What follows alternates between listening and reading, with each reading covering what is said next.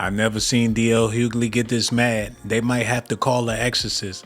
He blacked out with his take on the Carmelo Anthony guilty verdict. But what about Rick Chow? I want to get your thoughts on this case out of Texas. Right. Carmelo Anthony, he's 19 now. He was 17 at the time. Got into an altercation with one of his high school, I think someone he knew from high school, pushed him out of the tent, didn't want him in the tent. He said no. They got into a fight. He stabbed him, and then the kid ended up dying. And now he's getting 35 years. My heart goes out to everyone here. Sure. But sure. Some premeditated murderers don't get 35 years. I think it says a lot that we live in a society where Kyle Rittenhouse can leave where he's from, go with a long gun that he ain't authorized to have, he's too young to have, shoot two people, and people can find him innocent. It says a lot that George Zimmerman can gun down a dude after the police, a young man after the police told him not to follow him. That we have a Tamir Rice who gets shot by a police officer who was so poorly trained and was such a bad prospect that he'd been fired from other police departments. And they said no amount of training would make him a viable officer, and he's acquitted. We've seen that. And I don't want, first off, I want to acknowledge that loss of life is tragic. And I don't want people to be treated like Carmelo Anthony was. But I think that everybody should have the same presumption that you gave those other people. And he had an all-white jury. Let me tell you something. Nothing all-white is good for you. Nothing. I don't care if it's sugar, rice, potatoes, pasta, or juries. Nothing all-white is good for you. There's families coming together. There's people of all different nationalities coming together to join hands because they feel like Carmelo Anthony was done wrong. Even though Austin Metcalf is no longer here, people make it seem like his life really didn't matter because Black Lives Matter. There's people out there protesting right now. D.L. Hughley is leading the charge. A lot of people's grandmothers rolled out of bed just to go downtown to protest for Carmelo Anthony. I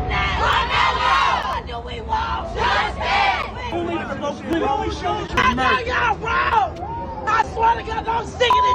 We just left the courtroom. The family walked out crying, screaming. It almost felt like things happened in slow motion when that verdict came out. You know, one lady, she physically collapsed to the ground and was just crying, people having to pull her up. What this process did is shown that Black lives do not matter in Collin County. It showed very clearly that a Black boy was allowed not one Black soul on a jury. I'm not surprised. I knew he was going to be found guilty. Of course, he's a young Black man who unalived a white, not even a man, a young Black boy who unalived a white boy, a bully with a twin brother. What's that man named Mr. Chow? He gets off with unaliving someone that was running, a boy that was running, a Black boy that was running from the store. But Carmelo Anthony gets chased and defends himself against bullies, and he is found guilty. I knew it. I'm so disappointed. So chasing after somebody and shooting them in the back is seen as self-defense. But defending yourself when somebody is trying to intimidate and bully you is not. All right, man. Y'all got it. Gray hair white women on that jewelry that's dealing with white guilt about going to heaven is not going to have no compassion about a kid that's been straight A from the time he's ever read a book in school, has no history of violence, has saved children's lives by risking his own life by jumping in to save somebody from drowning. This kid has no violence. Austin, on the other hand, is a violent brute with some sexual rape allegations hanging on his ass. That's why, man, they coerce them kids. But one thing about kids can't lie to professionals under pressure. When you was told, when you gave a statement in the beginning, you can't come back and amend it later and say, well, I meant. No, what you said that night is law. All white jewelry, everybody 50 plus older. You mean to tell me they can't find nobody that's a jury of his peers? A jury of his peers. I cannot believe Collin County dropped the ball like this here. I cannot believe as racist as Collin County has been since they have existed. All you rappers, New Dallas, everybody who been polluting this gangster lifestyle, all the YNs, all the drill rappers, we want to see where y'all at. We want to see where y'all at right now, because this is an innocent boy who was trying to protect himself. Now we finna see who all riding for their culture. Because y'all been putting this negative energy out through this music. We finna see who really what they talking about. Don't just try to take from the people. Now the people need the help. Now we finna see who really stand up, because this boy was an innocent boy who would have dealt with each and every one of us, or whatever y'all say, because this is what y'all rap about. So now it's a problem because he guilty. We already knew he was guilty. But now it's because his lawyer was incompetent. Well, they raised $600,000. Okay? Couldn't they find a competent lawyer? Okay? Not only that, the jury has nothing to do with your skin color, okay? The jury is of your peers, meaning of your peers, not your skin color or however it is that you relate. I mean, did y'all learn anything in school? I mean, a quick Google search will tell you that. It's sort of like we can't escape. There's so much hatred in the world. It's like one way or another, people find ways to feel inferior. If it's not the Kool-Aid pineapples, it's the Carmelo Anthony case. Everybody got an opinion. Everybody feel like he's innocent. Even though he stabbed that man, there's plenty of people of color that have been getting stabbed and worse. What about Rick Chow? How come he's not in jail? Carmelo Anthony's family is suffering. They're on the news looking pitiful. People watching them right now crying their eyes out. This morning, we have an exclusive interview with the parents of a Texas teenager sentenced this week to 35 years in prison for killing a fellow high school athlete.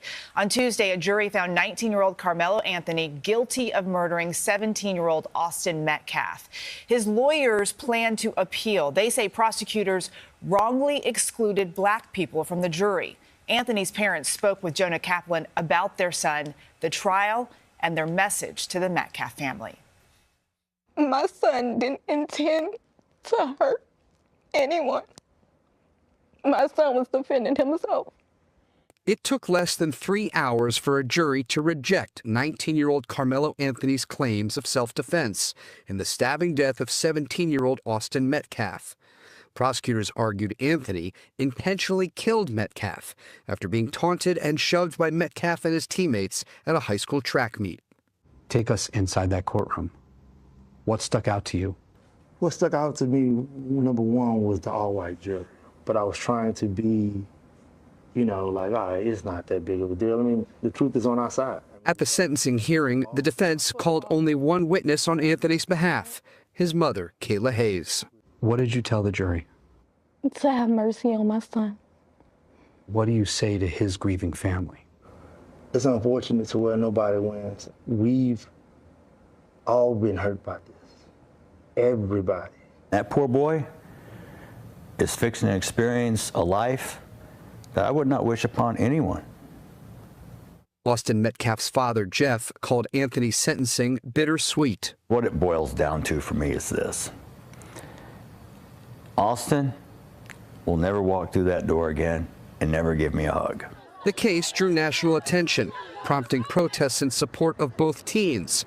And both families involved say they've received threats. This morning, I've had multiple emails, texts, threatening me, calling me all sorts of names. During our interview, the Anthonys made a point to call back one man they say continues to dox them. Why are you calling me, man?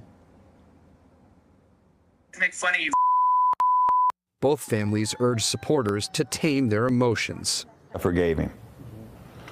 But people need to understand about forgiveness. Forgiveness was not for him. Forgiveness was for me, so I don't carry the rage, the hate, and that around. It will eat me up like cancer. At the end of the day, there's nothing we can say or do for people to accept us. All I know is what's right is right and what's wrong is wrong. What Rick Chow did was definitely wrong. He killed a 14-year-old boy for nothing.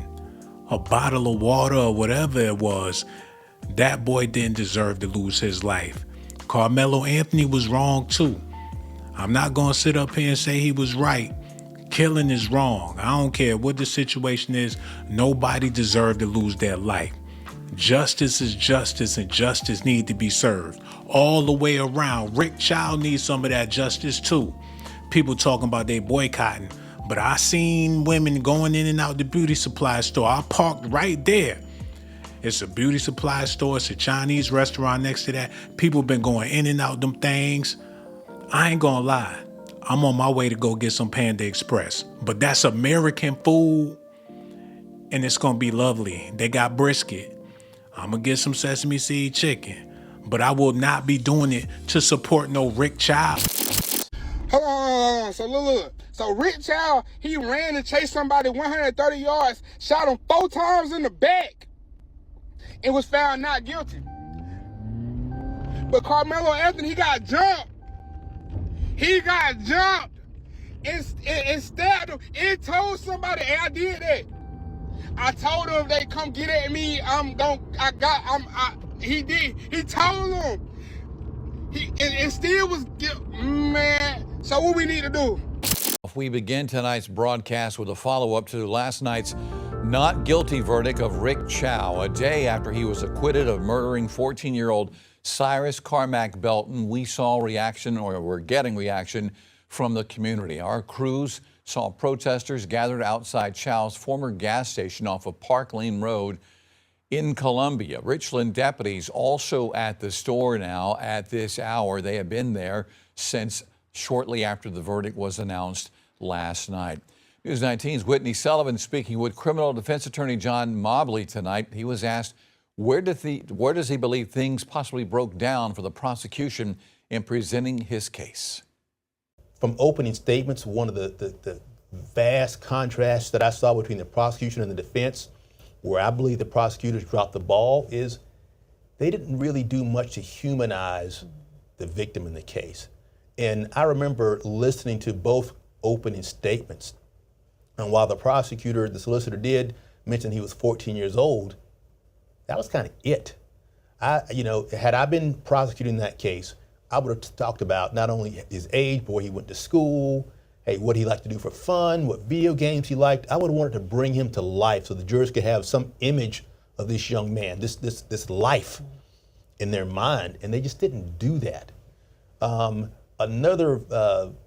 Something I would have done differently if I was a prosecutor, and I don't think that they really leaned into the fact that this teen was hunted. They talked about him being chased out of the store about a bottle of water. That was kind of their big theme. They kind of hung everything on that, all about a bottle of water. This team was hunted. I mean, 130 yards. And I remember when, in opening statements, when they talked about that, one thing I thought was great was he described that it was that 130 yards would be the equivalent of a football field, goalpost to goalpost. Had I given that opening statement, I would have had that picture up there. I would have had a visual picture of a football field from goalpost to goalpost so the jury could see how far they hunted. These two grown men hunted this 14-year-old. And I would have used that word. I wouldn't have said chased. I would have said hunted. That's how I would have really portrayed this, and which I think is accurate, quite frankly. Now, on the flip side, the defense, in their opening statement, they talked about the defendant's credentials and how he came to America and how he built his business and his family. They gave the jury all this information to humanize this person. So, I mean, big difference. I think that made a big difference in the jury's mind because they can identify with one side more than the other. Again, criminal defense attorney John Mobley with his opinion about what happened in this case. And new tonight, we're hearing from the Fifth Circuit Solicitor Byron Gibson on the not guilty verdict. He did issue a statement late today saying that last night's verdict has brought on strong emotions from our local and national communities. He added that he's disappointed with last night's outcome and continues to believe that Chow's actions were not justifiable. However, he adds that he respects our criminal justice system and the jury's decision.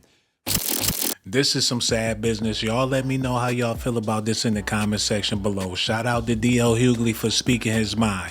His voice really do matter. There's not a lot of people in Black Hollywood that speak up on subjects like this because they're not trying to lose no money. And for the people that do, salute to all y'all, but we all gotta agree. Death is wrong. Murder is wrong. Self-defense is all right. If somebody trying to take your life and you gotta defend yourself, sometimes you gotta do what you gotta do. But according to the courts, that's not what happened with Carmelo Anthony. A lot of y'all wasn't there. Y'all heard through the grapevine just like me. People making up their own stories of how they feel about it, and everybody got a right to an opinion. Some people feel like justice was served. But if justice was served for Carmelo Anthony, damn it, it need to be served for everybody, including Rick Chow too. I need y'all to do me a favor. Hit that like button, subscribe to the channel, and one more thing before I go. Subscribe to my channel if that's what you want. But if that's not what you like, then you must be a punk. Hold on now, here we go. Who is this